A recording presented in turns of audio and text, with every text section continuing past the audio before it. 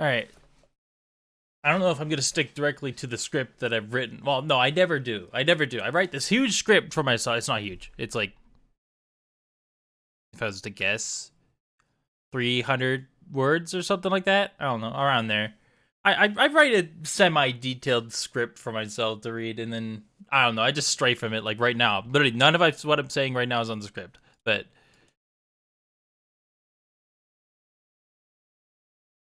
I didn't know where to go from there. A channel is one of my favorite anime of all time. It'll just of all time, yeah. I have a huge bias towards it. I don't know why. I cannot justify this bias in any way, and I'm sure other people have a similar situation with some things that they like. It's like, you're like, oh, this is my favorite thing ever, and then someone goes and like looks at it, right, and then they pick it up and they watch it or they read it or they listen to it and they look at you and it's like, why? And then you can't reply at all. There's nothing you could say. There's no answer. You just do. And that's kind of how I feel with A channel. I have this like unjustifiable bias towards it.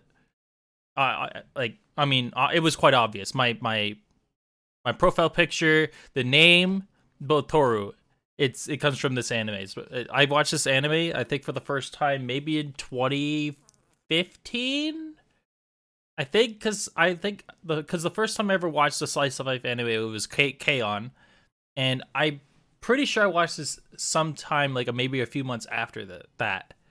But ever since I watched it, I don't know why, this anime just stuck, and it's been one of my favorites of all time, and no matter what, I cannot justify its existence. But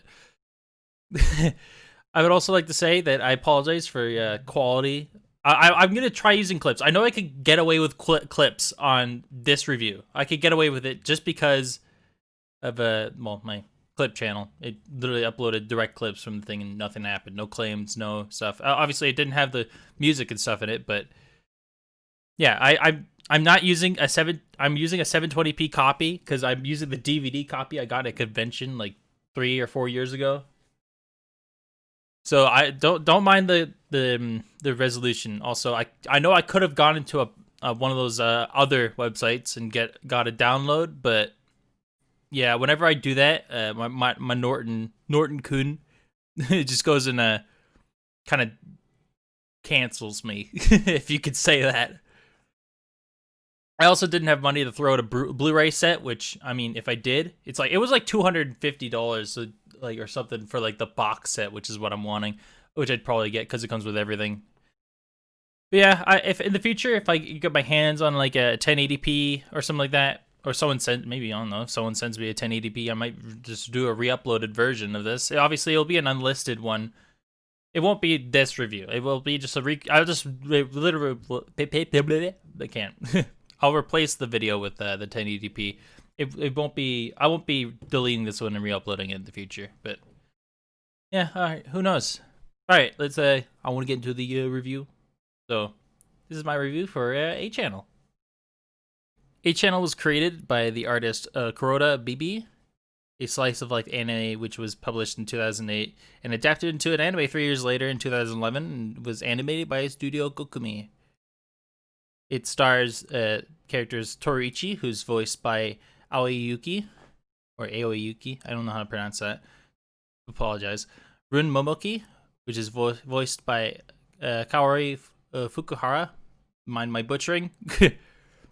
Yuko Nishi, voiced by oh my goodness, I was tired.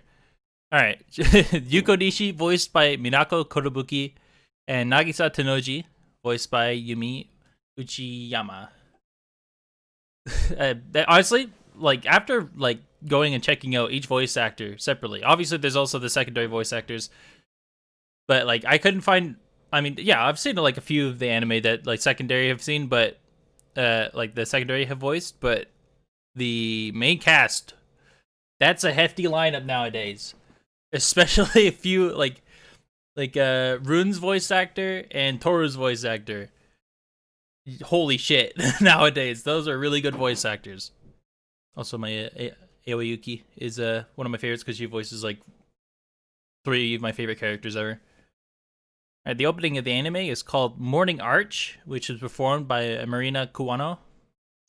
For slice of life anime, it's definitely it's not like anything I've seen. Like if I went and compared like not title screens, what am I saying? Openings to like other slice of life that I've seen, and then watch this one.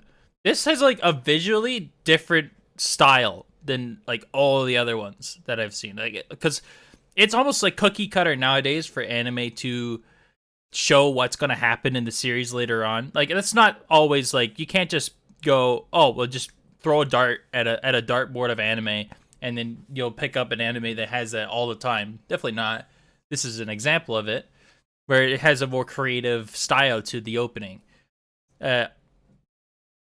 It's just like I just thought it was actually really interesting that they didn't do that at all. Like they didn't show a single scene from the anime.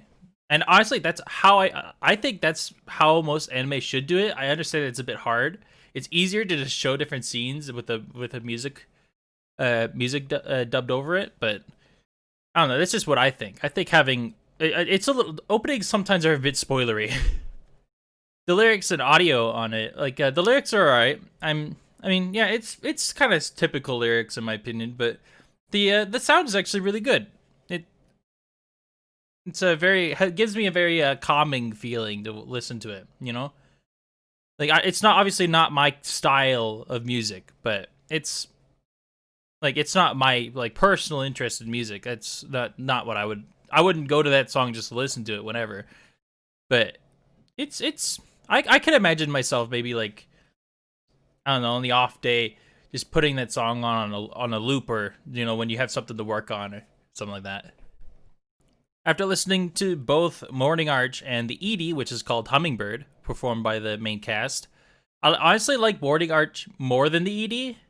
The Morning Arch has more of like a better sound and feel than the ED does, and like, but the ED is definitely more like that. Like it's more chill and relaxing. It's a little slower pace than the beginning, but that's how most EDs are supposed to be. They're like take it easy. Unless you're Asobi Asapase, then you're the complete opposite. Also, as I was writing the script, I was listening to. Can you not? As I was writing the script, I was listening to the Edie Hummingbird. Hummingbird? What the fuck am I saying? Humming Girl. More and more. I was listening to it as I was writing it, and the song grew on me. I honestly prefer to listen to the Edie than the opening, even though I think the opening is a better song in general, both visually and audio, like audibly. Audibly? Is that the word?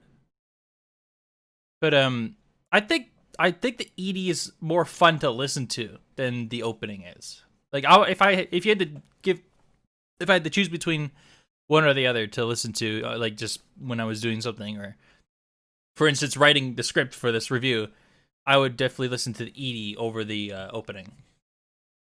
The main cast for A Channel, which is Tooru, Rune, Yuko, and Nagi. Also, I hate how my copy of A Channel writes Tooru as Toru. It's Tooru. Thank you very much, whoever subbed that. It's not Toru, it's Tooru.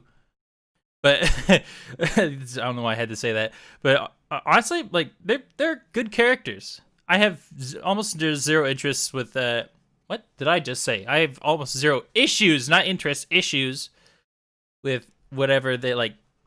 I don't even know. My brain's somewhere else apparently. I have no issues with the way how they acted or like any scenes. Like no scenes bothered me in any way. And like that goes for main and secondary characters. Like the secondary cast, like the teachers and Toru's friends, they're good, but I think it's not an issue, but I can't really say they're better than good. Is the thing. Like they're good characters, but there's nothing really special about the characters that was like. If you were to watch another like a slice of life anime, like what's an example? Like Comic Girls or something like that. It's slice of life art anime, like with little slaps like comedy here and there. But if you were to watch something like that, and pay attention to those characters. The characters are more interesting in that one than they are in this one, and I think that's not the character's fault. It's the structure of the anime's fault, because episodic anime lacks the background plot needed to make a character truly interesting and deep. And I feel like Run, Yuko, and Nagi fall victim to this heavily. Like, outside of whatever they're really doing in each episode together, or with Tooru as well, they're like, whatever they're reacting to or whatever activities they're getting into, there's really nothing to them outside of that. And the reason I excluded Tooru is because Tooru does have a little bit of that. On the very first episode, second episode, 11th episode, and 12th episode, we were kind of set up with the idea that Tooru, in the back of her head every day, well, not every day, obviously, she forgets about it until, like, their last year of, like, Run and Yuko and Nagi's last day of school. Obviously, it only involved Run at the beginning, but it involves all three of them at the end. She's worried about being alone. Or left behind is a better way to say it. Because she's always a year behind Run, and she doesn't want to be left behind by Run, and it was definitely showing that in the beginning of the anime with how Tooru reacted to, you know, not it, like how their character dynamic changed, where when she met up with Run again, she was excited to meet them, but then she realized she kind of had to share Run now, because Run had her own friends like Yuko and Nagi, and that was a little uncomfortable for Tooru. It was a little out of nowhere,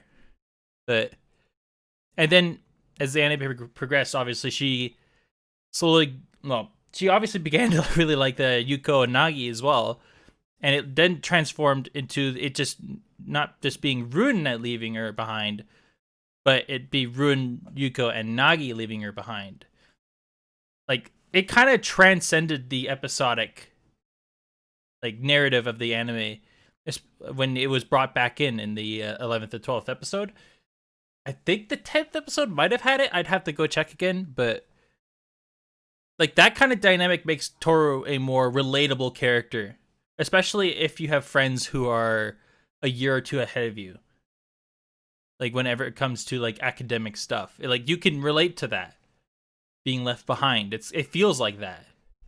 Like, Tooru, that's why kind of like I would, if I was to be like very unbiased, I would still hold Tooru at a higher pedestal than Run, Yuko. I want to have said Yuko and Nagi. If I'm basing it strictly off of character depth and interest. Obviously, everyone has their own preferences. Like, someone might like Yuko more because of her style, or Nagi because of her style, or Run because of her ditziness, you know?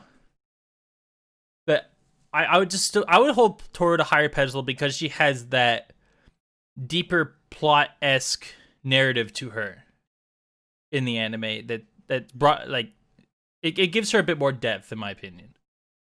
And it made me like her a lot more.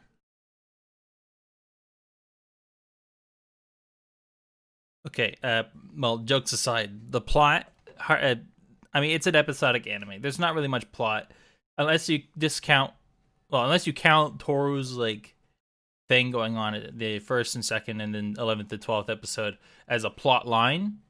There's not really much of a plot. It's more them going on their day-to-day lives as they experience high school together. That's about it.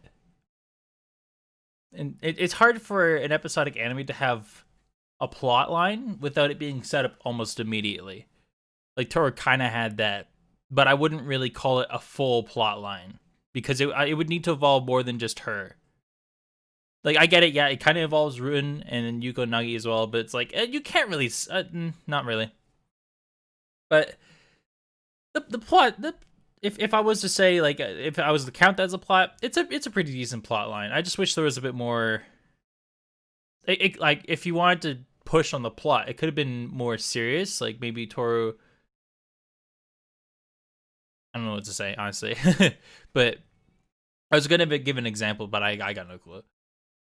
All I'm trying to say is, like, a plot for an episodic anime can be good and can work, but it needs to be set up properly and it needs to not be forgotten in the episodic day-to-day lives of the characters. Like you could have like yeah, story-based anime can have episodic episodes. But at the back of your mind, that narrative never leaves you. And same thing with the anime. It never leaves the anime. It's always there. Even in those episodic situations. Whereas this anime, it's almost always episodic situations. Whereas the narrative that was given for Tooru, quote unquote, I'll call it narrative, it's easily forgotten until the end of the anime. Which is why you could barely call it a narrative. But I would say it's a narrative nonetheless. Alright, well, that's about all I kind of had to say about the anime, honestly, but also you better not disagree with me because my opinion is indisputable, is the best anime out there. Best slice of life anime. I don't care what you bring to the table. It don't matter. No, 8-channel better. But if I was to give an unbiased opinion of 8-channel, it's alright. It's alright. Nothing that special about it. The characters are more interesting than the episodic situations, honestly. But I mean, that partially makes the characters too. I just kind of wished it was well, actually no, it could have been adapted more. It had its own little second thing, like 8-channel Plus, I believe it was what it was called. It got like 12 more episodes, I think. I'm not sure. I can't remember how long they were. I need to go look. Also, this is sad to announce. Well, not announce. I'm sure it's already been announced, but I'm sad to say 8-channel will be ending this month. I'm very upset. I'll be mourning my favorite anime and favorite manga series to be ending on the 28th. After a long 12 years of production and writing and careful creation, it'll end. I'll go cry somewhere or something, I'm sure. Alright, but that's all. Thanks for watching. If you have anything to say, like if you liked it or disliked it, tell me why. I take as much criticism. I don't care if you like. I don't know. As long as you're just not saying, "Oh, it was bad because it was bad," then it's fine. Like I don't really listen to that. But if you have like actual like criticism, then yeah, just let me know. I don't. If it's bad criticism, go for it. To tell me what I did wrong. What do you think I could do better? And if you have any suggestions for any anime you'd like to see me review, leave a comment. And I hope you enjoyed. What's Tooru's best girl?